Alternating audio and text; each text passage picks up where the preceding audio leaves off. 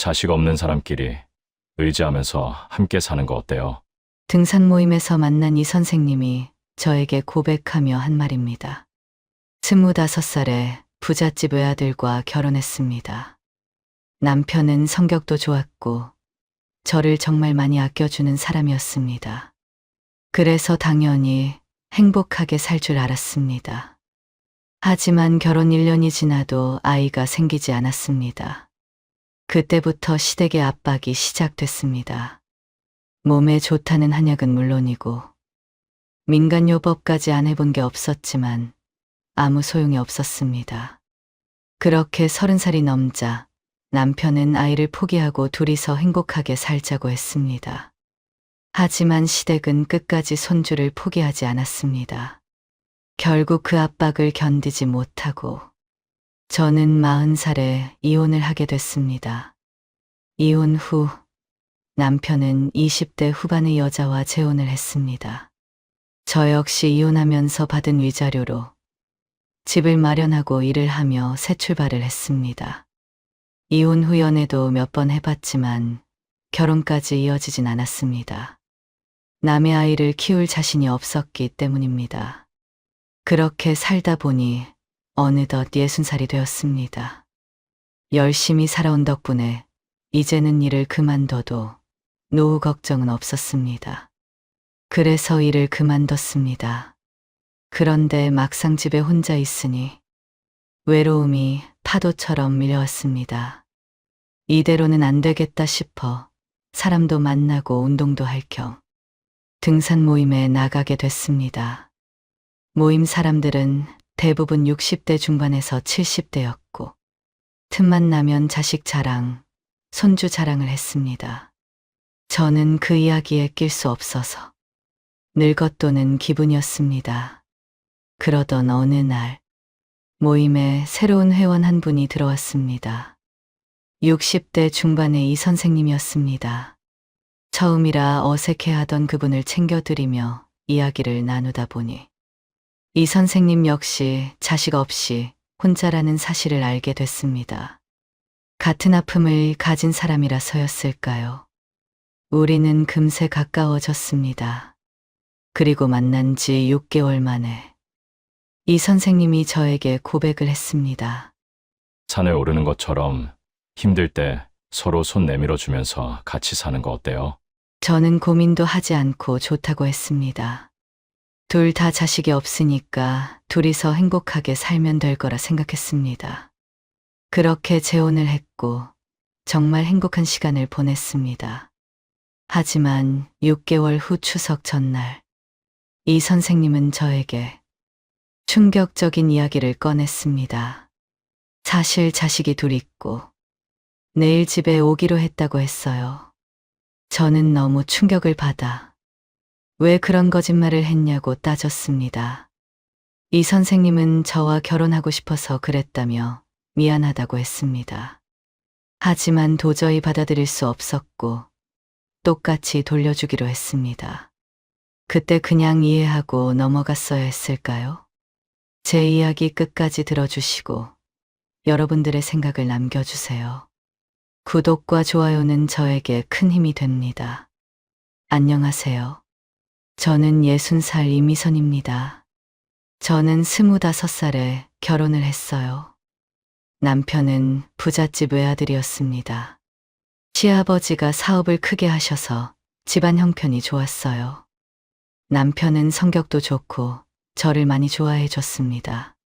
결혼 전에 3년을 만났는데 한 번도 싸운 적이 없었어요.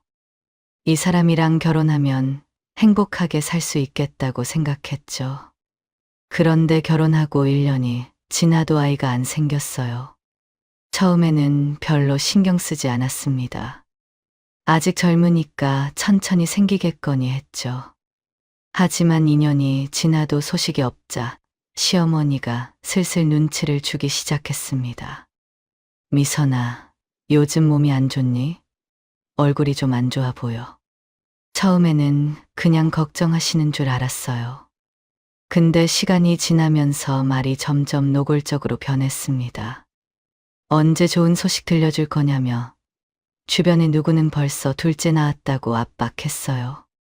답답한 마음에 병원에 갔습니다. 검사를 받았어요. 일주일 후에 결과가 나왔는데 의사가 말했습니다. 아무 문제 없다고, 건강하다고 했죠. 저는 안심이 됐지만 한편으로는 더 답답했어요. 문제가 없는데 왜 아이가 안 생기는 건지. 시어머니가 몸에 좋다며 한약을 지어다 줬어요. 쓴 한약을 매일 아침 저녁으로 마셨습니다. 민간요법도 해봤어요. 좋다는 건 다 해봤습니다. 하지만 효과가 없었어요. 3년이 지나도 4년이 지나도 아이는 안 생겼습니다. 그러다 결혼한 지 5년이 지나고 30살이 되면서 시댁의 압박은 점점 심해졌어요. 시어머니가 저를 볼 때마다 한숨을 쉬었습니다. 시아버지는 아예 저를 쳐다보지도 않았어요. 명절에 친척들이 모이면 다들 수근거렸습니다. 저는 고개를 들 수가 없었어요. 남편은 저를 위로해 줬습니다. 여보, 우리 이렇게 노력했는데 안 생기는 건 하늘에서 무슨 뜻이 있을 거야. 그냥 둘이 행복하게 살자. 남편은 아이를 포기하자고 했어요. 저는 고마우면서도 미안했습니다. 부잣집 외아들인데 대를 이을 아이가 없으면 어떡해요. 근데 남편은 괜찮다고, 저만 있으면 된다고 했습니다. 남편은 시댁을 설득하느라 고생을 했어요. 부모님한테 우리는 아이 없이 살겠다고 말했습니다. 시아버지가 펄쩍 뛰셨고 시어머니는 울었습니다. 근데 남편은 굽히지 않았어요. 우리 부부 일은 우리가 결정한다고 했습니다. 그렇게 둘이서 행복하게 살자고 했어요. 저는 남편이 정말 고마웠습니다. 이런 남편을 만난 게 행운이라고 생각했어요. 근데 시댁에서는 손주를 포기하지 않았습니다. 시어머니가 수시로 집에 찾아왔어요. 아이 얘기만 하다 가셨습니다. 시아버지는 남편을 따로 불러서 얘기를 했어요. 며느리를 바꾸라고요. 남편이 거절하면 사업을 물려주지 않겠다고 협박했습니다. 남편은 집에 오면 지쳐 있었어요. 회사 일도 힘든데 부모님한테 시달리니까 녹초가 됐습니다. 예전처럼 웃지 않았고 말수도 줄었습니다. 저는 그런 남편을 보는 게 너무 힘들었어요. 그렇게 40살이 됐습니다. 이제는 낳고 싶어도 아이를 낳을 수 없는 나이가 됐죠. 이쯤 되면 시댁에서도 포기할 줄 알았습니다. 하지만 시댁에서는 남편에게도 시간이 별로 없다며 이혼을 재촉했어요. 더 늦기 전에 재혼을 해서 아이를 낳으라는 거였죠. 결국 저는 결심을 했습니다. 이혼을 하기로요. 남편이 시댁과 저 사이에서 힘들어하는 게 너무 안쓰러웠어요. 이러다가 남편이 쓰러질 것 같았습니다. 제가 빠지면 남편이 편해질 것 같았어요. 저는 남편한테 말했습니다. 여보, 우리 그냥 헤어져요. 당신 너무 힘들잖아요. 남편이 무슨 소리냐며 펄쩍 뛰었어요. 절대 안 된다고요. 근데 저는 마음을 정한 상태였습니다. 당신 부모님도 설득 못하고 나도 아이를 못 낳고 이러면 답이 없다고요. 그냥 헤어지는 게 서로를 위한 거라고 했죠. 남편은 며칠 동안 저를 설득했지만 저는 마음을 바꾸지 않았습니다. 결국 남편이 받아들였어요.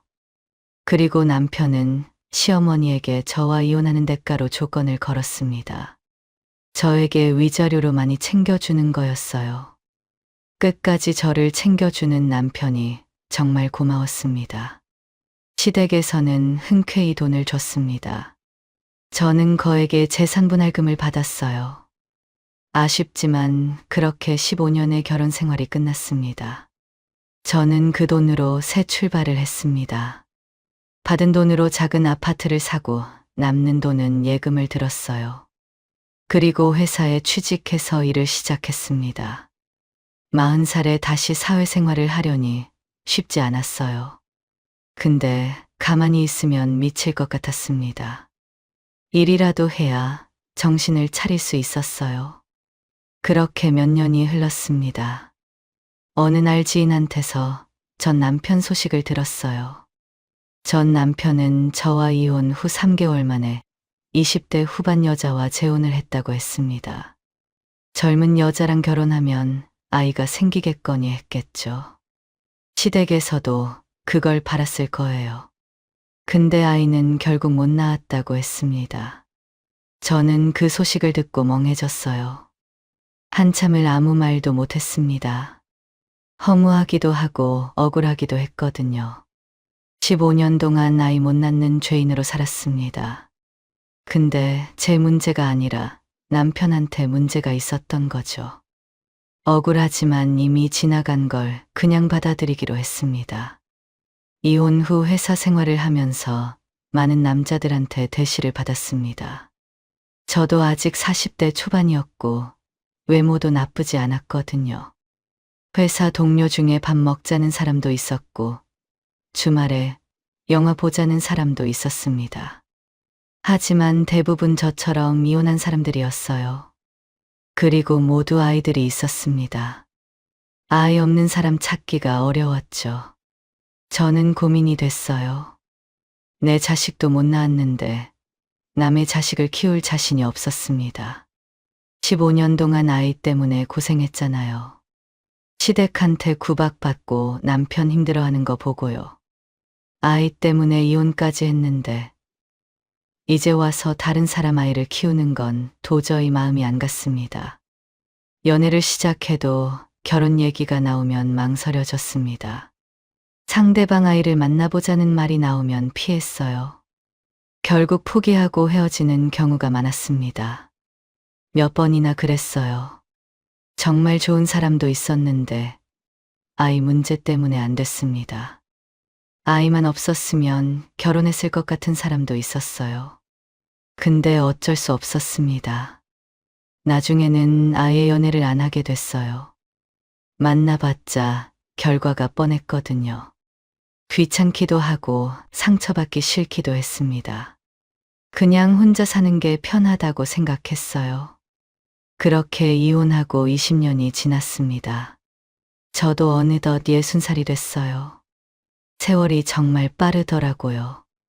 20년 전 이혼하면서 받은 돈도 있고 그동안 열심히 일해서 모은 돈도 있었습니다. 계산해 보니까 이제 일을 안 해도 노후를 보낼 수 있을 것 같았어요. 고민 끝에 일을 그만두고 쉬기로 결정했습니다. 그렇게 일을 그만두고 오랜만에 여유로운 시간을 보냈죠. 하지만 그것도 며칠이었습니다. 집에 혼자 있으니까 외로움이 밀려왔어요. 누군가를 만나고 싶어도 만날 사람이 별로 없었습니다.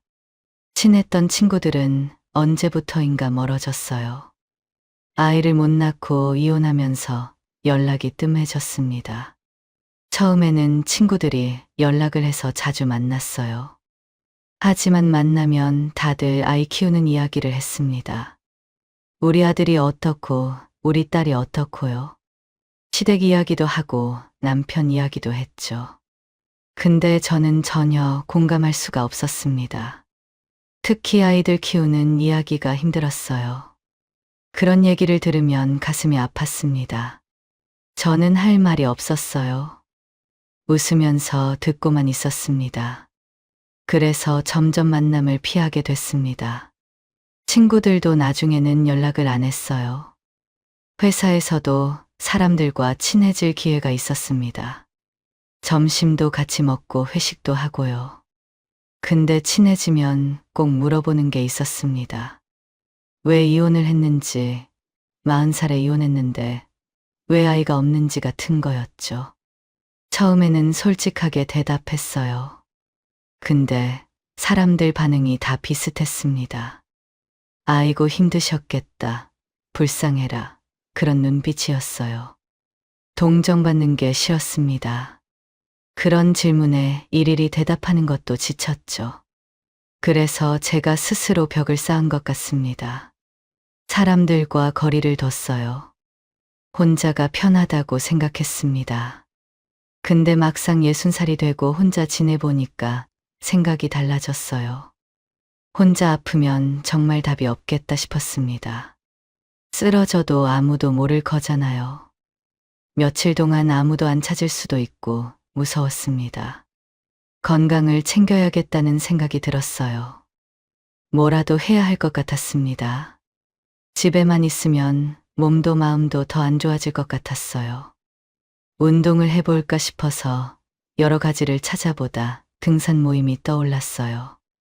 산도 좋아하고 운동도 되니까요.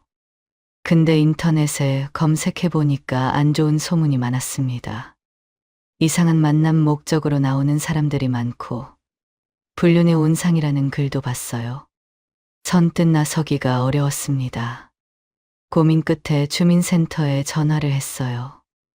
혹시 동네에서 하는 등산 모임 없냐고 물어봤습니다. 직원이 친절하게 알려줬어요. 시에서 운영하는 등산 동호회가 있다고 했죠. 시에서 하는 거니까 이상한 사람들은 없을 거라고 했습니다. 믿을 만한 곳이라는 말에 용기를 내서 바로 신청을 했습니다. 드디어 첫 모임 날이 왔습니다. 토요일 아침 일찍 일어나서 준비를 했어요. 등산복을 입고 등산화를 신었습니다. 떨리는 마음으로 집을 나섰습니다. 약속 장소에 도착하니까 사람들이 모여 있었어요. 저는 깜짝 놀랐습니다. 다들 저보다 나이가 많아 보였거든요. 60대 중반에서 70대 초반까지였어요. 제가 막내 같았습니다. 자식 다 키워놓고 취미 삼아 나온 사람들이 대부분이었어요. 은퇴하고 시간이 남아서 나왔다는 분들도 있었습니다. 다들 활기차 보이는데 저만 어색하게 서 있었죠. 산을 오르기 시작했어요. 처음이라 뒤에서 따라갔습니다. 앞에서 걷는 사람들이 수다를 떨었어요. 저는 아무 말도 못하고 묵묵히 걸었습니다. 숨이 차서 대화할 여유도 없었어요. 정상에 도착하고 사진을 찍었습니다. 다 같이 모여서 단체 사진도 찍었어요. 저는 구석에 섰습니다. 하산 후에 근처 식당에서 식사를 했어요. 막걸리도 시키고 파전도 시켰습니다. 음식을 앞에 두고 다들 이야기꽃을 피웠어요. 근데 대화 내용이 전부 자식 자랑이었습니다. 우리 아들이 어디 다닌다. 우리 딸이 뭘 한다. 손주가 몇 살이다. 신이 나서 얘기했어요. 핸드폰으로 손주 사진도 보여줬습니다. 다들 어머 예쁘다, 잘생겼다 하면서 난리였어요. 저는 아무 말도 낄 수가 없었습니다. 그냥 웃으면서 듣고만 있었어요. 막걸리만 홀짝거렸습니다. 그때 옆에 앉은 할머니가 저한테 물었어요. 미선 씨는 자녀가 어떻게 되시냐고요. 순간 머리가 하얘졌습니다. 뭐라고 대답해야 할지 몰랐어요. 저는 어색하게 웃으면서 얼버무렸습니다. 그러면서 슬쩍 자리에서 일어났어요. 화장실 간다고 하고 빠져나왔습니다. 화장실 거울 앞에 서서 한숨을 쉬었어요. 여기서까지 남의 자식 자랑을 들어야 하나 싶었습니다. 친구들 만날 때도 힘들었는데 여기서도 똑같았어요. 허탈한 마음이 들었습니다. 그냥 그만둘까 싶었어요. 근데 건강을 위해서 나온 건데 이렇게 포기하면 안 될 것 같았습니다. 꾹 참기로 했어요. 그 후로도 모임을 열심히 다녔습니다. 매주 모임에 나갔지만 사람들과 어울리지는 않았습니다. 산 오를 때도 혼자 걷고 밥 먹을 때도 구석에 앉았어요. 말 거는 사람이 있으면 대답은 했지만 먼저 말을 걸지는 않았습니다. 한 달쯤 지났을 때였어요. 그날도 평소처럼 모임에 나갔습니다. 근데 새로운 얼굴이 보였어요. 신입 회원이라고 했습니다. 남자분이었는데 60대 중반으로 보였죠. 어색해서 쭈뼛쭈뼛하는 모습이 첫날 저를 보는 것 같았습니다. 그날도 정상에 올라 사진을 찍고 삼삼오오 모여서 수다를 떨었습니다. 저는 평소처럼 멀찌감치 떨어져서 혼자만의 시간을 보냈죠. 바위에 앉아서 경치를 봤습니다. 그때 누군가 다가왔어요. 고개를 드니까 아까 그 신입 회원이었습니다. 여기서 혼자 뭐 하세요? 옆에 앉아도 될까요? 저는 그냥 쉬고 있다고 앉으라고 했습니다. 그렇게 그분과 쉬는 시간 동안 이야기를 했습니다. 처음 나오신 거냐, 어디 사시냐, 가벼운 얘기들이었어요. 하산할 때도 함께 내려오면서 이야기를 나눴습니다.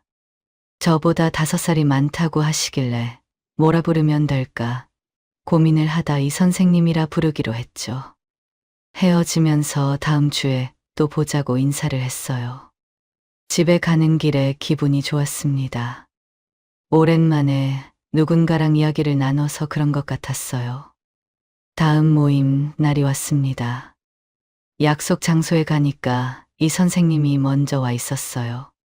저를 보더니 반갑게 인사를 했습니다.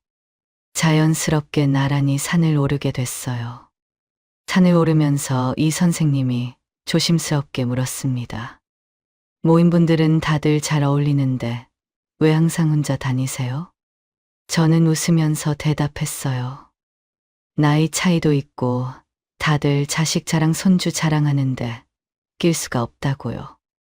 이 선생님이 고개를 갸웃거렸습니다. 그럼 미선 씨도 같이 자랑하면 되지 않냐고 물었어요. 저는 말해야 하나 말아야 하나 고민을 했죠. 근데 이 선생님이 진심으로 궁금해하는 것 같았습니다. 저는 솔직하게 말했어요. 저는 자식이 없어요. 그래서 공감도 안 되고 낄 수도 없어요. 이 선생님이 미안한 표정으로 죄송하다고 했어요. 저는 괜찮다고 했습니다. 익숙하다고요. 이 선생님이 조심스럽게 물었습니다. 무슨 사연인지 여쭤봐도 되냐고요. 저는 잠시 망설이다가 그동안의 삶을 이야기해 줬습니다. 25살에 결혼했는데 아이가 안 생겼다고 15년을 노력했는데 안 돼서 결국 이혼했다고요. 그 이후로 재혼을 하려고 했지만 다들 아이가 있어서 못했다고 했죠. 이 선생님이 제 말을 들으면서 계속 고개를 끄덕였어요. 눈빛이 진지했습니다. 많이 힘드셨겠어요. 그 한마디에 가슴이 뭉클했습니다. 동정이 아니라 진심으로 공감해 주는 것 같았어요. 그러면서 이 선생님이 말을 이었습니다. 사실 저도 자식이 없어요. 저는 깜짝 놀랐어요. 정말이냐고 물었습니다. 이 선생님이 고개를 끄덕였어요. 결혼 생활이 짧아서 없다고 했습니다. 일찍 이혼을 해서 아이를 못 가졌다고요. 저처럼 재혼을 하고 싶었지만 다들 자식들이 있어서 못했다고 했어요. 다른 사람의 아이를 키울 자신이 없다고 했죠. 저는 멍하니 이 선생님을 쳐다봤습니다. 20년 만에 처음이었어요. 제 이야기에 진심으로 고개를 끄덕여주고 저랑 같은 사연을 가진 사람 말이죠. 그 순간 이 선생님에게 마음이 갔습니다. 이 사람이라면 저를 이해해 줄 수 있을 것 같았어요. 그날 이후로 등산 모임이 기다려졌습니다.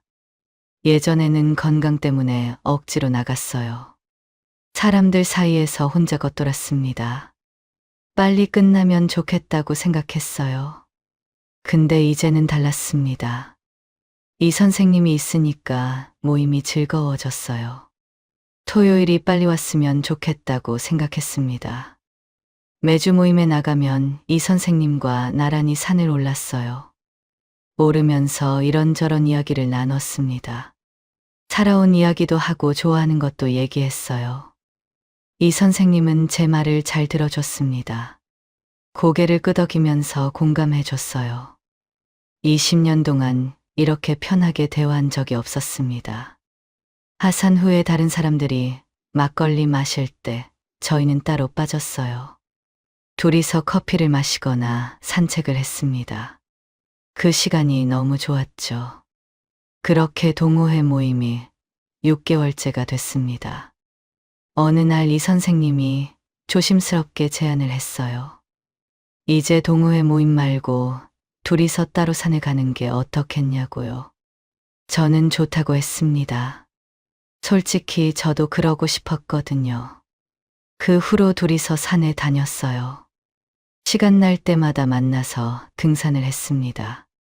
동호회 사람들 눈치 안 보고 우리끼리 다니니까 더 편했어요. 천천히 오르면서 이야기도 많이 나눴습니다. 산을 내려와서는 둘이서 맥주를 한잔 했어요. 이 선생님도 힘든 시간이 많았더라고요. 일찍 이혼하고 혼자 살면서 외로웠다고 했습니다. 저랑 비슷했습니다. 서로를 위로해 줬어요. 그러다 어느 날이었습니다. 그날도 산을 내려와서 맥주를 마시고 있었어요. 이 선생님이 갑자기 말을 꺼냈습니다. 미선 씨, 우리 남은 인생 서로 의지하면서 함께 사는 거 어때요? 저는 멈칫했어요. 맥주잔을 내려놓았습니다. 이 선생님이 진지한 표정으로 저를 봤어요. 산에 오르는 것처럼요. 힘들 때 서로 손 내밀어주고 도와주면서 살면 좋겠어요. 저는 심장이 쿵쾅거렸습니다. 예상 못한 고백이었어요. 기쁘기도 하고 당황스럽기도 했습니다. 저는 시간을 달라고 했어요. 생각해 보겠다고요. 이 선생님은 알았다고 천천히 생각하라고 했습니다. 집으로 돌아와서 고민에 빠졌어요. 이혼 후에 많은 남자를 만났지만 결혼까지는 못 갔습니다. 좋은 사람도 있었는데 아이 문제 때문에 결국 포기했죠. 근데 이 선생님은 달랐습니다. 자식이 없었어요. 저랑 같은 처지였습니다. 그리고 무엇보다 정말 좋은 분이었어요. 제 이야기를 들어주고 공감해 줬습니다. 편안했어요. 솔직히 너무 좋은 분이라 자식이 있어도 고민했을 것 같았어요. 근데 자식도 없으니 고민할 필요가 없었습니다. 같이 살고 싶다는 생각이 들었어요. 뜸들이지 않고 다음 날 바로 이 선생님을 만났습니다. 그리고 말을 했죠. 저도 같이 살고 싶어요. 이 선생님 얼굴이 환해졌어요. 고맙다고 잘해보자고 했습니다. 저도 웃었어요. 가슴이 따뜻해졌습니다. 혼인신고를 어떻게 할까 얘기를 나눴어요. 이 나이에 굳이 해야 하나 싶기도 했습니다. 하지만 이 선생님은 앞으로 20년은 살아야 하는데 하는 게 맞지 않겠냐고 했죠. 저도 그 말이 맞는 것 같았어요. 그렇게 제대로 부부가 되기로 했습니다. 혼인신고를 하고 저는 살고 있던 집을 전세로 돌리고 이 선생님 집으로 들어갔습니다. 짐을 싸면서 설렜어요. 60살에 새 출발을 하다니 신기했습니다. 이 선생님 집에 도착해서 짐을 풀었어요. 새로운 살림을 시작하는 날 아침이었습니다. 가슴이 두근거렸어요. 부엌에서 밥을 차렸습니다. 된장찌개 끓이고 계란 후라이도 부쳤어요. 이 선생님과 마주 앉아서 밥을 먹었습니다. 20년 만에 누군가와 함께 아침을 먹는 거였어요. 별것 아닌 일상인데 이렇게 소중할 수 있구나 싶었습니다. 눈물이 핑 돌았죠. 그 후로 행복한 날들이 이어졌습니다. 매주 남편과 산에 올랐어요. 손잡고 천천히 걸었습니다. 지나가는 사람들이 부부가 금슬이 좋다고 말해줬어요. 그런 말 들으면 기분이 좋았습니다. 오랜만에 느끼는 행복이 어색할 정도였어요. 이게 꿈인가 싶었죠. 이 행복이 오래 지속됐으면 좋겠다고 생각했습니다. 그래서 남편과 더 잘해보려고 노력했어요. 이 선생님도 같은 마음인지 저한테 정말 잘해줬습니다. 이런 게 부부구나 싶었죠. 40살에 이혼하고 20년을 혼자 살았는데 드디어 제 짝을 찾은 것 같았습니다.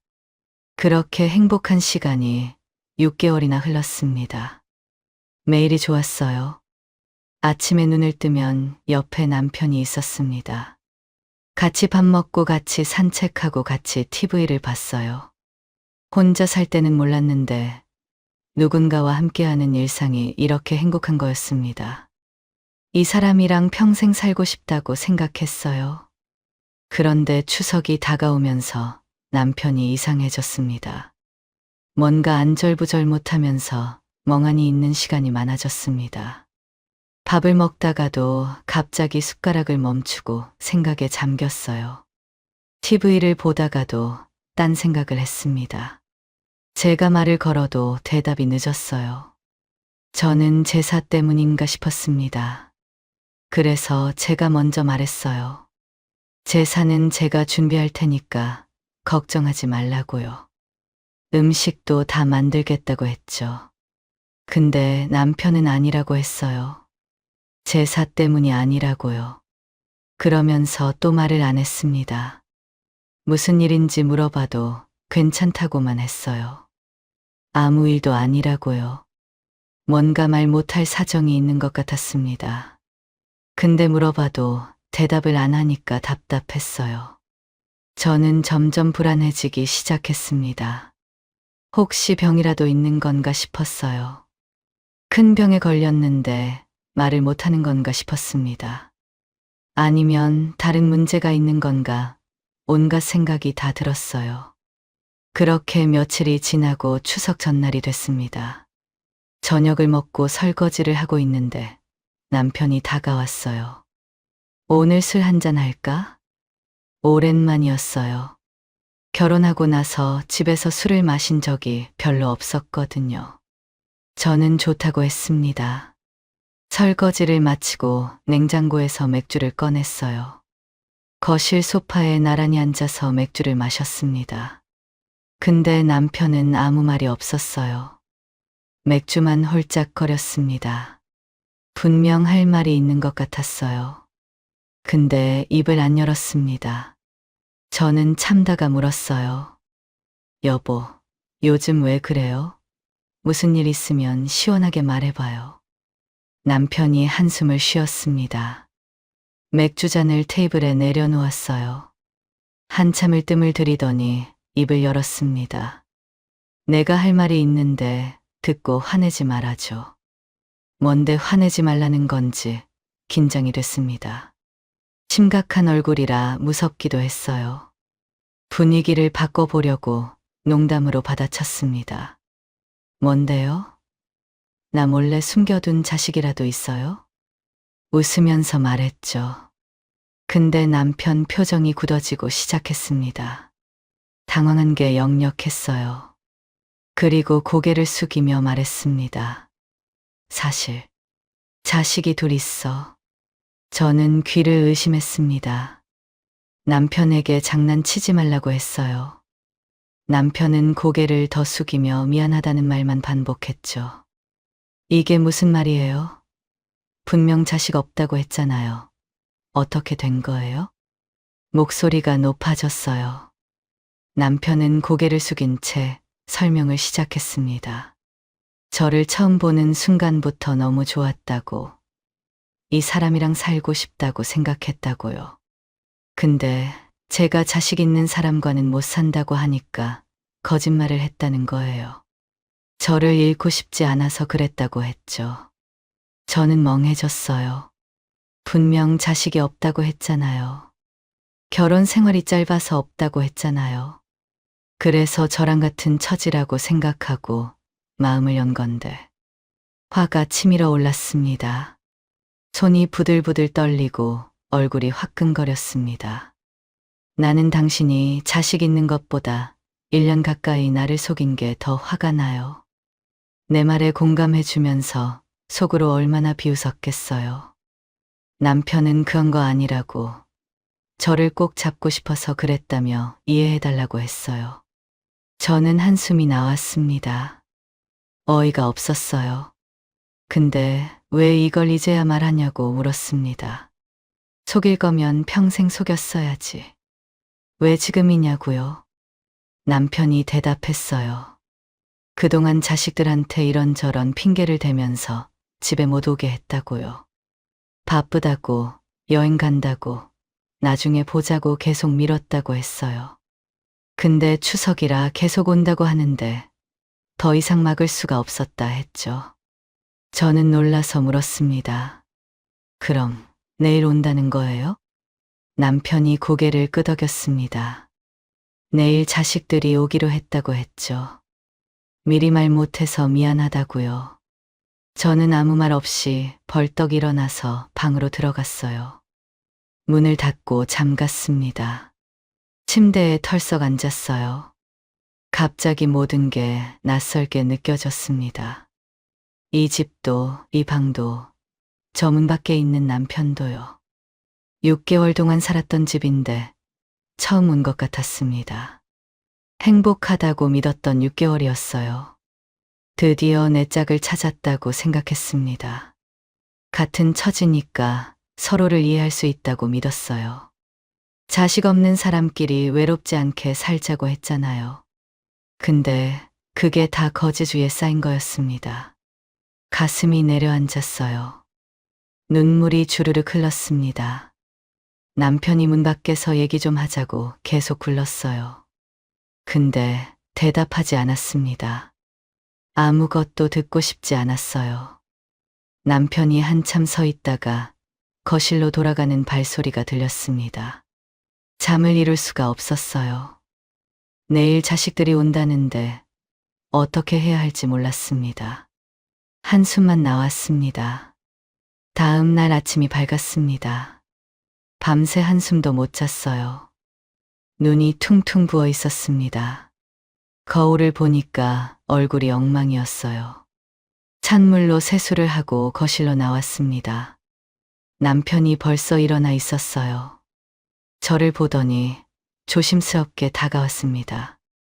미안하다며 한 번만 용서해 달라고 했어요.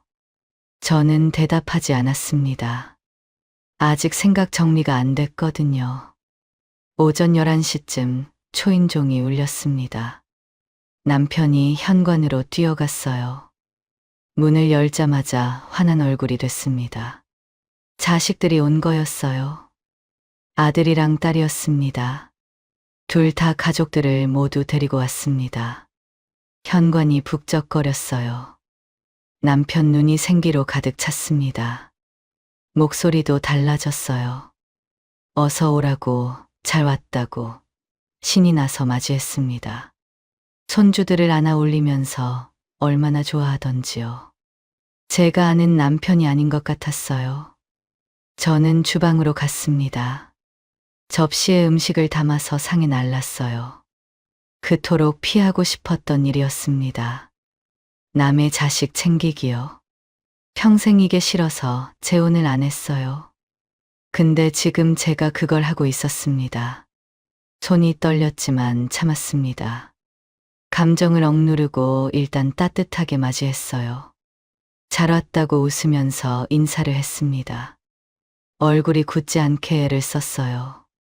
아들이 저한테 인사를 했습니다.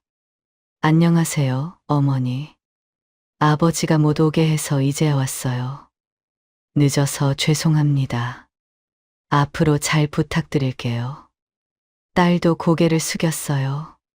잘 부탁드린다고요. 며느리랑 사위도 인사했습니다. 다들 예의 바르고 착해 보였어요. 근데 저는 웃을 수가 없었습니다. 상에 차려 다 같이 둘러앉아서 밥을 먹었어요. 남편과 자식들이 화목하게 이야기를 나눴습니다. 회사 이야기도 하고 손주 이야기도 했어요. 웃음소리가 끊이지 않았습니다. 저는 속이 쓰렸어요. 밥이 목으로 안 넘어갔습니다. 이렇게 잘 지내면서 자식이 없다고 거짓말을 하다니. 저는 정말 아이를 원해도 못 가졌어요. 그것 때문에 이혼까지 했죠. 근데 이 사람은 자식이 둘이나 있으면서 없다고 했습니다. 생각할수록 화가 났어요. 참을 수가 없었습니다. 근데 참아야 했어요. 자식들 앞에서 화를 낼 수는 없었습니다. 그렇게 한참을 이야기하다가 저녁이 됐습니다. 자식들이 집으로 돌아간다고 했어요. 현관에서 신발을 신으면서 저한테 인사를 했습니다. 어머니, 오늘 감사했어요. 아버지 잘 부탁드릴게요. 아들이 말했어요. 딸도 손을 잡으면서 고맙다고 했습니다. 저는 고개를 끄덕였습니다. 또 오라고, 조심히 가라고 했어요. 자식들이 돌아가고 집이 조용해졌습니다. 남편이 제 앞에 무릎을 꿇었어요. 정말 미안해. 용서해줘. 연신 미안하다고 했습니다. 제발 화를 풀어달라고요. 앞으로 더 잘하겠다고 했습니다. 저는 한숨을 쉬었어요. 남편이 날 속인 건 정말 밉습니다. 1년 가까이 거짓말한 거잖아요. 근데 그것만 빼면 정말 좋은 사람이었어요. 저한테 잘해줬습니다. 힘들 때 위로해줬고 외로울 때 곁에 있어줬죠. 어떻게 해야 하나 고민을 했습니다. 한참을 고민 끝에 받아들이기로 했어요. 자식들이랑 같이 사는 것도 아니고 명절 때나 가끔 보는 거잖아요. 그 정도는 참을 수 있을 것 같았습니다. 알았어요. 용서할게요. 근데 다시는 거짓말하면 안 돼요. 남편이 고맙다고 했어요. 평생 잘하겠다고요. 눈물까지 글썽거렸습니다. 저는 억지로 웃었어요. 마음이 개운하지는 않았습니다. 추석이 지나고 일상으로 돌아왔어요. 다시 둘만의 생활이 시작됐습니다. 아침에 같이 밥 먹고 산책도 하고 장도 보러 다녔어요. 남편이 더 잘해주려고 애썼습니다. 미안한 마음에 그런 것 같았어요. 저도 애써 웃었습니다. 시간이 지나면 괜찮아지겠지 싶었어요. 근데 그 후로 상황은 제 생각과 다르게 흘러갔어요. 그냥 명절에 한두 번씩 보면 되는 줄 알았어요. 1년에 두세 번 정도요. 그 정도는 할 수 있다고 생각했습니다. 근데 추석 이후로 남편이 달라졌어요. 전에는 제 눈치 보느라 자식들 연락도 못 받았거든요. 근데 이제는 대놓고 연락했습니다. 전화도 자주 받고 영상통화도 했어요. 자식들도 주말에 종종 집에 찾아왔습니다. 밥 먹고 가겠다고요. 저는 또 음식을 준비해야 했어요. 상을 차리고 치우고 설거지를 했습니다. 남편은 손주를 보러 간다며 가끔 자식들 집으로 갔어요. 하루 종일 놀다가 저녁 늦게 들어왔습니다. 손주 사진을 보여주면서 얼마나 귀엽냐고 했어요. 저는 그냥 웃었습니다. 자식들이 올 때면 저는 찬밥 신세가 되는 것 같았어요. 남편과 자식들 사이에 낄 수가 없었습니다. 웃음소리가 들려도 무슨 이야기인지 모르겠었어요. 저만 겉돌았습니다. 저는 점점 지쳐갔어요. 이게 아닌데 싶었습니다. 이러려고 결혼한 게 아닌데요. 그렇게 결혼한 지 1년이 됐습니다. 자식들이 있는지 알기 전에는 둘이 정말 행복했어요. 매일이 좋았습니다. 근데 지금은 달라요. 자식들이 끼어든 건지 제가 남편과 자식 사이에 끼어든 건지 모르겠습니다. 헷갈렸어요. 근데 뭐가 됐든 지금 불행한 건 사실이었습니다. 저는 이혼을 해야 할지 고민하게 됐어요. 이렇게 살아야 하나 싶었습니다. 억울하다는 생각이 머릿속을 떠나지 않았어요. 처음부터 솔직하게 말했으면 결혼 안 했을 텐데요. 왜 속인 거예요? 밤마다 천장을 보면서 생각했습니다. 어떻게 해야 하는 건지 답이 안 나왔어요. 그렇게 한 달이 지나고 남편 생일이 다가왔습니다. 자식들이 축하해주러 온다고 했어요. 또 오는구나 싶었죠. 솔직히 피곤했습니다. 근데 남편 생일인데 자식들이 안 올 수는 없잖아요. 그냥 참기로 했어요. 아침부터 음식을 준비했습니다. 미역국 끓이고 잡채도 만들고 갈비찜도 했어요. 상을 차리느라 정신이 없었습니다. 손이 쉴 틈이 없었어요. 점심때쯤 자식들이 왔습니다. 아들 가족이랑 딸 가족이 다 왔어요. 현관이 또 북적거렸어요. 신발이 가득 쌓였습니다. 남편이 손주들을 안으면서 좋아했어요. 할아버지 보고 싶었다면서 매달리는 손주들을 번갈아 안아줬습니다. 웃음소리가 집안 가득 퍼졌어요. 저는 분위기에 끼기 싫었습니다. 거실에 같이 앉아 있어도 어색했거든요. 일부러 주방으로 갔어요. 설거지를 하면서 시간을 보냈습니다. 그릇 정리하는 척 했어요. 이미 깨끗한 그릇을 또 닦았습니다. 거실에서 웃는 소리가 들렸지만 나가고 싶지 않았어요. 그때 누군가 주방으로 들어왔습니다. 돌아보니까 남편 딸이었어요. 저는 속으로 생각했습니다. 소외된 저를 챙겨주러 온 건가 싶었어요. 혼자 주방에 있으니까 안쓰러워서 온 거겠지요. 같이 거실로 가자고 하려나 싶었습니다. 조금 고마운 마음이 들었어요. 근데 딸이 제 옆에 서더니 조심스럽게 말을 꺼냈습니다. 어머니, 혹시 생활비는 어떻게 하고 계세요? 저는 멈칫했어요. 생활비. 갑자기 왜 그걸 물어보는 걸까요? 눈치를 보면서 돌려 말했지만 뻔했습니다. 자기 아버지 돈을 제가 쓰는 게 아닌지 걱정하는 거였어요. 아버지 재산이 줄어들까봐 걱정되는 거죠. 생활비는 반반씩 내고 있어요. 제가 대답했습니다. 그러자 딸 표정이 환해졌어요. 다행이다. 그런 표정이었습니다. 안도하는 게 역력했어요. 저는 속이 뒤집어졌습니다. 저를 아버지 돈 빼먹는 사람으로 보는 건가요? 재산 노리고 결혼한 사람으로 보는 거예요. 이제까지 생활비는 반반씩 내고 살림이나 집안일은 전부 제가 했습니다. 청소도 하고 빨래도 하고 밥도 해줬어요. 자식들 올 때마다 음식 준비한 것도 저였습니다. 오늘도 아침부터 몇 시간을 부엌에서 보냈어요. 근데 한 번도 억울하다고 생각한 적 없었습니다. 부부니까 당연한 거라고 생각했어요. 근데 딸의 이런 모습을 보니까 빈정이 상했습니다. 저를 아버지, 부인으로 안 보는 거잖아요. 그냥 무료 가사 도우미로 보는 거였습니다. 집안일 해주고 밥 해주는 사람이요. 이래서 제가 자식 있는 사람이랑 결혼하기 싫었던 거예요.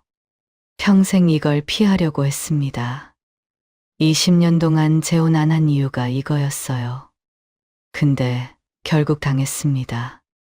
저는 더 이상 이런 대접을 받으면서 살 수 없다고 생각했어요. 참을 수가 없었습니다. 저녁이 되고 자식들이 돌아갔습니다. 남편이 현관에서 손을 흔들면서 배웅했어요. 문이 닫히고 집이 조용해졌습니다. 남편이 거실 소파에 앉았습니다. 오늘 즐거웠다면서 웃었어요. 애들 보니까 좋다고요. 손주들이 많이 컸다면서 혼자 흐뭇해했습니다. 저는 그런 남편 앞에 서서 이야기를 했습니다. 여보, 우리 이제 그만해요. 이혼해요. 남편은 깜짝 놀라며 갑자기 왜 그러냐고 물었습니다. 저는 그냥 남편과 자식들 사이에 제가 낀 것 같다고 했어요. 불편하다고요. 이제 지쳐서 더 이상 못하겠다고 했습니다. 남편이 당황한 표정을 지었어요. 1년 동안 잘 지내다가 갑자기 왜 그러냐고요. 무슨 일이 있었냐고, 혹시 자식들이 뭐라고 했냐고 물었습니다. 그 말을 듣는 순간 저도 모르게 말이 튀어나왔어요. 자식들이 나를 무시해요. 너무 힘들어요. 남편이 펄쩍 뛰었어요. 우리 애들은 그런 애들이 아니야. 무슨 오해가 있는 거 아니야. 이런 상황에서도 자식 편을 드는 남편이 꼴보기 싫었습니다. 제 말은 안 믿고 자식들 말만 믿는 거잖아요. 억울했어요. 이참에 남편과 자식들을 떼어놓고 싶었습니다. 저는 눈물을 흘렸어요. 일부러 더 서럽게 울었습니다. 당신이 안 볼 때 당신 자식들이 나한테 어떻게 하는 줄 알아요? 무시하고 반말하고. 힘들어서 못 살겠어요. 남편이 당황했어요. 그게 진짜냐고 물었습니다. 저를 달래면서 어깨를 잡았어요. 미안하다고 몰랐다고요. 그러더니 전화기를 들었습니다. 당장 애들한테 얘기해야겠다고 했죠. 저는 말렸어요. 그러면 사이만 더 나빠진다고요. 지금 전화하면 싸움만 날 거라고 했습니다. 그냥 당분간 자식들을 집에 못 오게 해달라고 했어요. 남편이 한참을 고민했습니다. 얼굴이 복잡했어요. 자식들 생각도 나고 제 생각도 나는 것 같았습니다. 그러더니 고개를 끄덕였어요. 알았어. 당분간 못 오게 할게. 저는 속으로 웃었습니다. 이제 좀 편해지겠다 생각했죠. 그날 이후 자식들은 집에 오지 않았습니다. 자식들이 집을 찾지 않자 둘만의 일상이 돌아왔습니다. 아침에 같이 밥 먹고 산책도 하고 장도 보러 다녔어요. 주말에는 함께 산에 올랐습니다. 손잡고 천천히 걸었어요. 결혼 초에 그 평온함이 돌아온 것 같았습니다. 남편은 내색하지 않으려 했어요. 평소처럼 웃고 평소처럼 말했습니다. 근데 가끔 멍하니 있는 날이 있었어요. TV를 보다가 갑자기 생각에 잠겼습니다. 밥을 먹다가 숟가락을 멈추기도 했어요. 창밖을 보면서 한숨을 쉬었습니다. 자식들 생각을 하는 거겠죠. 30년 넘게 키운 자식들인데요. 안 보고 싶을 리가 없잖아요. 손주들도 보고 싶겠죠. 저는 못 본 척 했습니다. 모르는 척 했어요. 왜 그러냐고 묻지 않았습니다. 가끔 그런 남편을 보면 거짓말한 게 미안하기도 했어요. 자식들이 저한테 반말하고 무시했다고 한 거요. 사실이 아니잖아요. 제가 지어낸 거였습니다. 근데 금방 마음을 다잡았어요. 남편이 저한테 한 거짓말에 비하면 아무것도 아니었습니다. 자식이 없다고 1년 동안 속인 사람이 누군데요. 저는 그냥 똑같이 돌려준 것뿐이에요. 미안할 거 없다고 생각했습니다. 그 후로 자식들한테 몇 번 연락이 왔어요. 남편 전화기가 울렸습니다. 화면에 아들이나 딸 이름이 떴어요. 남편은 전화를 짧게 끊거나 아예 받지 않았습니다. 가끔 전화를 받을 때도 있었어요. 근데 목소리가 차가웠습니다. 아니, 바빠, 끊어. 그렇게 짧게 말하고 끊었어요. 예전처럼 반갑게 받지 않았습니다. 저는 속으로 좋았어요. 이대로만 가면 되겠다 싶었습니다. 그렇게 한 달이 지났습니다. 그리고 사건이 터졌어요. 그날 저녁이었습니다. 남편이 거실에서 전화를 받았어요. 아들한테서 온 전화였습니다. 저는 주방에서 설거지를 하고 있었어요. 통화 소리가 들렸습니다. 아들이 뭐라고 하는 것 같았어요. 목소리가 높아졌습니다. 아버지 요즘 왜 그러시냐고요. 왜 연락도 안 받고 만나지도 않으시냐고요. 남편이 뭐라고 대답했어요. 잘 안 들렸습니다. 근데 분위기가 심상치 않았어요. 갑자기 아들 목소리가 확 커졌습니다. 스피커폰은 아니었는데도 들렸어요. 아버지, 저희가 언제 어머니한테 반말하고 무시했어요? 그런 적 없어요. 남편이 저한테 들은 말을 자식들한테 한 거였습니다. 참다 결국 말한 거예요. 저는 설거지하던 손을 멈췄습니다. 가슴이 쿵쿵 뛰었어요. 아들이 계속 말했습니다. 억울하다고요. 그런 적 없다고요. 딸도 옆에서 뭐라고 하는 소리가 들렸어요. 우리가 왜 그래요? 아니라고요. 남편이 전화를 끊고 거실로 나왔습니다. 저를 보더니 조심스럽게 말했어요. 애들이 억울하다고 하는데 혹시 오해가 있는 거 아니에요? 저는 화가 치밀어 올랐습니다.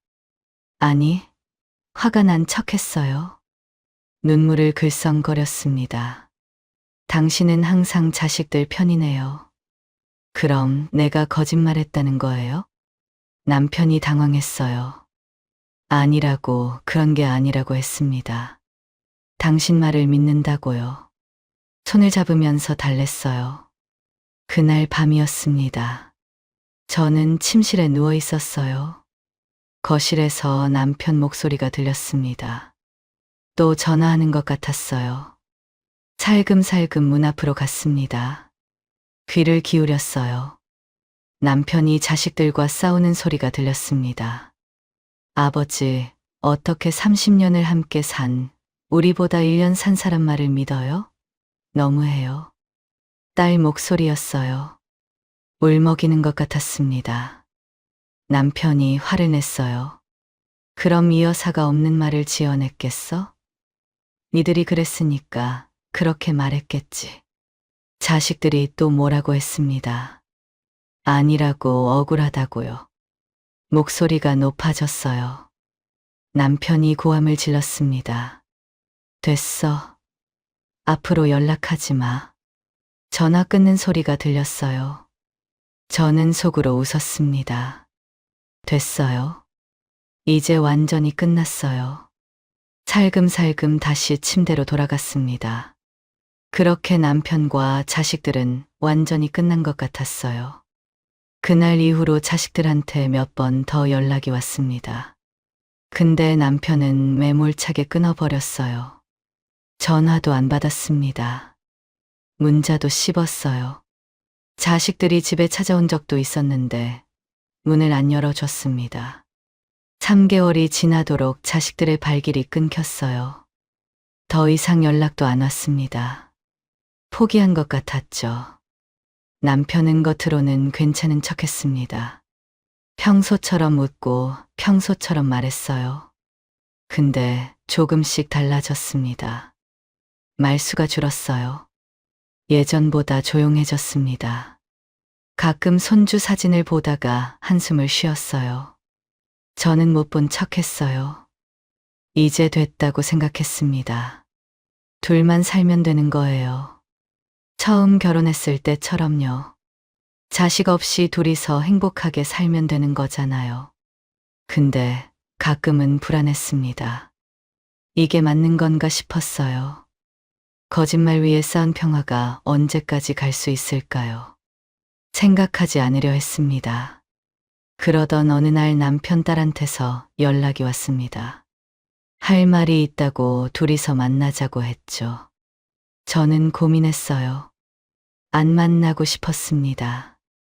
무슨 말을 하려는 건지 뻔했거든요. 근데 안 만나면 더 이상해질 것 같았어요. 집에까지 찾아올 수도 있잖아요.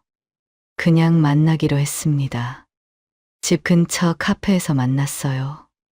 카페로 갔더니 남편 딸이 저를 보더니 고개를 까딱했어요. 표정이 굳어 있었습니다. 인사도 제대로 안 했어요.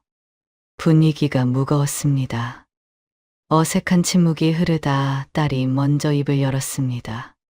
차분하지만 단호한 목소리였어요. 어머니, 아버지한테 도대체 무슨 말씀을 하신 거예요? 저희가 언제 반말하고 무시했어요? 저는 아무 말도 못했어요. 커피잔만 만지작거렸습니다. 딸이 한숨을 쉬었어요. 잠시 뜸을 들이더니 목소리가 조금 부드러워졌습니다. 혹시 오해가 있으면 풀자고, 저희가 서운하게 한 거 있으면 말해보라고 했어요. 사과할 게 있으면 사과하겠다고 했습니다.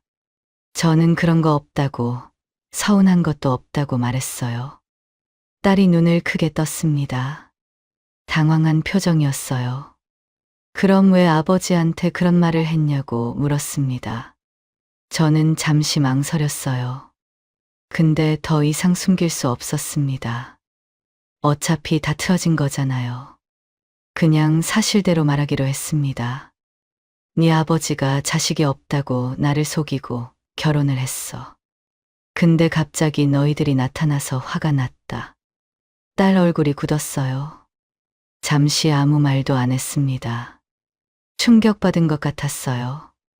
그러다가 목소리가 높아졌습니다. 그렇다고 그렇게 거짓말을 하면 어떻게 하냐고 따졌어요. 저도 지지 않았습니다. 거짓말은 네 아버지가 먼저 했어. 딸이 자리에서 벌떡 일어났습니다. 됐다고 더 이상 할 말 없다고 했죠. 남편 딸이 나가고 혼자 남아 생각을 했습니다. 혹시나 딸이 남편에게 말하면 어떻게 하나 걱정이 됐어요. 하지만 제가 울면서 말하면 남편은 제 편을 들어줄 거라 믿었습니다. 그날 밤이었습니다. 거실에서 TV를 보고 있었어요. 남편이 외출했다가 들어왔습니다. 그리고 제 앞에 서서 말했어요. 목소리가 이상했습니다. 차가웠어요. 혹시 오늘 혜진이 만났냐고 물었습니다. 그 말을 듣고 저는 울기 시작했습니다. 일부러 더 서럽게 울었어요. 그리고 말을 했죠. 갑자기 딸이 찾아와서 또 뭐라고 했다고 따지고 소리 지르고 힘들었다고 했습니다. 예전처럼 속아 넘어가라고 생각했어요. 남편이 한숨을 쉬었습니다. 그러더니 주머니에서 핸드폰을 꺼내 뭔가를 틀었어요. 핸드폰에서 제 목소리가 나왔습니다. 네 아버지가 나를 속이고 결혼한 거야. 자식이 없다고 거짓말했어. 저는 깜짝 놀랐어요. 심장이 멎는 것 같았습니다. 오늘 낮에 카페에서 한 대화였어요. 딸이 몰래 녹음한 거였습니다. 남편 얼굴이 일그러졌어요. 눈빛이 차가웠습니다. 예전에 저를 바라보던 그 따뜻한 눈빛이 아니었어요. 왜 그랬어? 왜 거짓말한 거야? 저는 당황해서 말을 더듬었어요. 근데 이미 다 들통났잖아요. 숨길 수 없었습니다. 저도 억울했어요. 당신이 날 속이고 결혼한 게 화가 나서 그랬어요. 당신은 거짓말해도 되고 나는 안 돼요? 남편이 잠시 아무 말도 안 했습니다. 한숨을 쉬었어요. 그러다가 낮은 목소리로 말했습니다. 자식들한테 사과하라고. 그러면 용서해 주겠다고요. 없던 일로 하자고 했어요. 저는 코웃음을 쳤습니다. 누가 누굴 용서해요? 됐다고 그냥 끝내자고 했습니다. 남편 눈이 차가워졌어요. 그래. 끝내자. 당신 때문에 자식들이랑 멀어질 뻔했어. 당장 나가. 저는 멈칫했어요. 당장 나가라니. 그 말이 가슴에 비수처럼 박혔습니다. 그리고 남편이 한마디를 더 했어요. 낮고 차가운 목소리였습니다. 당신이 왜 아이가 없는지 알아? 아이를 키울 자격이 없어서 하늘에서 안 준 거야. 머리가 하얘졌습니다. 15년 동안 아이 때문에 얼마나 힘들었는데. 시댁한테 구박받고 눈물 흘리고 결국 이혼까지 했는데 그걸 가지고 그런 말을 하다니. 화가 나서 참을 수 없었습니다. 소리를 지르고 옆에 있던 꽃병을 집어 던졌습니다. 남편이 뒤로 물러났어요. 저는 계속 소리를 질렀습니다. 울면서 물건을 집어 던졌어요. 목이 터져라 울었습니다. 밤새 울다 다음 날 아침짐을 쌌습니다. 남편은 방에서 안 나왔어요. 저도 인사 안 했습니다. 할 말도 없었어요. 현관문을 열고 나왔습니다. 밖으로 나오니까 햇살이 눈부셨어요. 1년 전에 이 집에 들어올 때도 이랬습니다. 그때는 행복했는데, 새 출발이라고 생각했는데, 걸으면서 생각했습니다. 내가 잘못한 건가요? 아니에요. 그 사람이 먼저 나를 속인 거예요. 자식 없다고 거짓말한 건 그 사람이에요. 저는 잘못 없어요. 똑같이 돌려준 것뿐이에요. 근데 가슴 한구석이 먹먹했습니다. 허탈했어요. 60살에 또 혼자가 됐어요. 40살에 이혼하고 20년 혼자 살다가 겨우 찾은 사람이었는데 1년 만에 끝났습니다.